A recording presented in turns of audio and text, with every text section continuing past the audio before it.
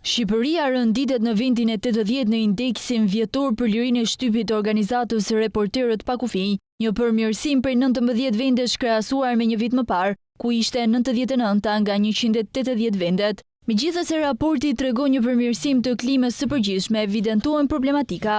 Reporterët pa kufi thonë se liria e shtypit dhe pavarësia e medias në vend kërcënohen nga konfliktet e interesit midis botës së biznesit dhe asaj politike, kuadër ligjor i mangët dhe rregullim partijak.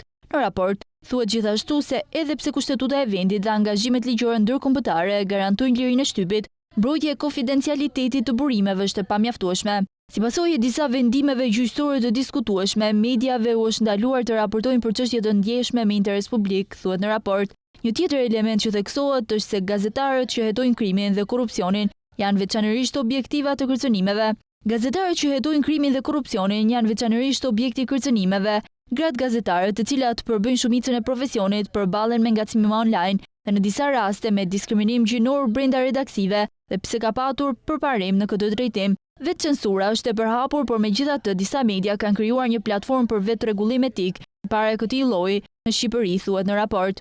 Po ashtu, Reporterët pa kufi evidenton në raport se gazetarët që mbulojnë demonstrata dhe operacionet policore ndonjëherë janë viktima të dhunës policore.